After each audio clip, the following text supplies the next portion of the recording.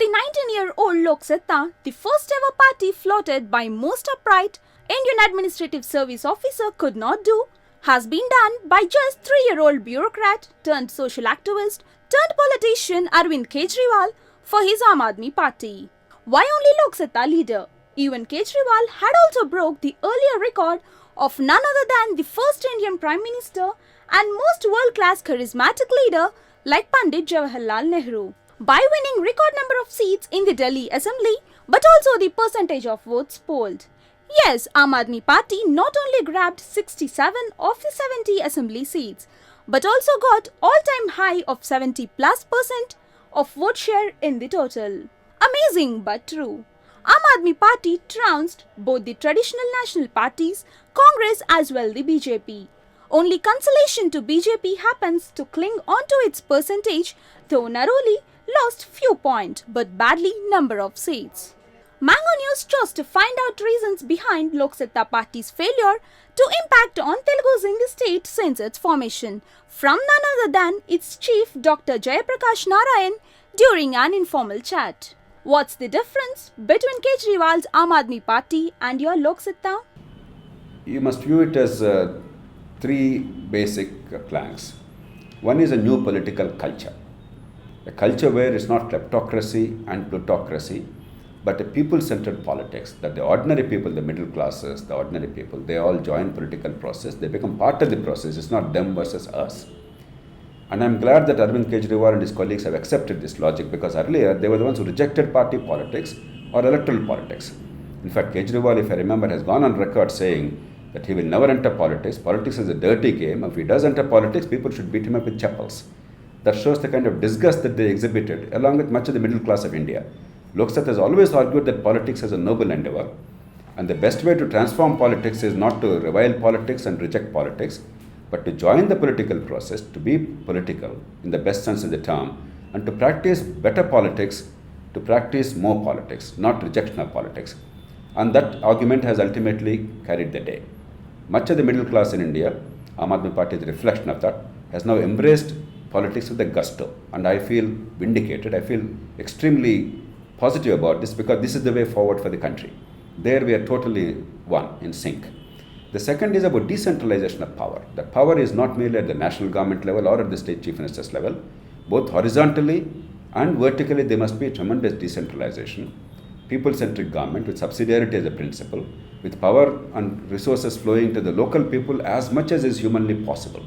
And the larger tiers exercising power only when either economic or technological or managerial issues demanded. Otherwise, it must be as localized as possible. Aam Aadmi Party passionately believes that.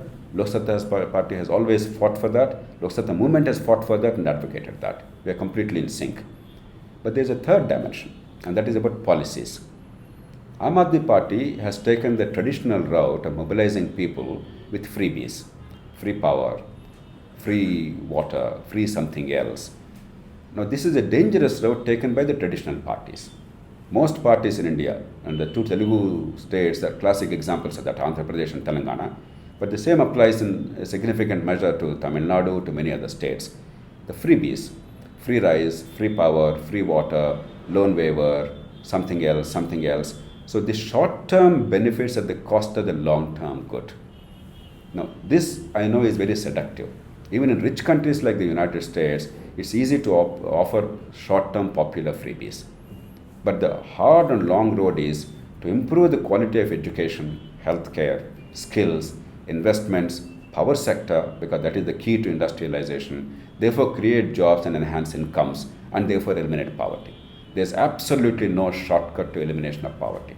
In the short term, people do deserve help, and that help is being rendered by the political process. We can improve the quality of help, but we cannot make it the mainstay of electoral politics, nor the mainstay of anti-poverty strategy. And that's a very difficult strategy. I know a genuinely competitive economy, wealth-growing economy, job-creating economy, infrastructure-building economy, and therefore an economy eliminating poverty is a hard one to build. That requires deep commitment, great skills, and enduring leadership.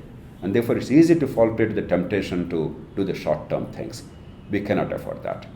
And also the stridency that Aam Aadmi Party exhibits, Lok Satta humbly believes it's the wrong approach. It may buy you votes today. It may get a lot of attention because people of India are very angry, they are restive, they hate politics and politicians. Anybody who abuses the politicians and political process, they become the hero instantaneously in the country. But you cannot destroy the structures and institutions in the country, you have to improve them. You can't have strident politics, you can't have acerbic political culture. You must learn to listen to other people with respect and counter their arguments and persuade them, or be persuaded them when they are persuasive. You must be willing to work with them, because this is not a fight between India and Pakistan. Even a fight between India and Pakistan should not be a violent, acerbic one. No serious citizen of the world believes that. We have to have a more robust, much more balanced, much more harmonious political discourse.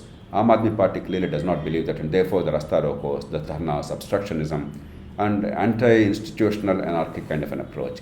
These two, I believe, are fundamentally wrong. But I'm sure they will learn, just as they have learned that politics is the way forward. Rejection of politics is not the answer. They will also learn that in the long term, it's not important to somehow please people in the short term and get the eyeballs. In the long term, you have to build institutions and end poverty.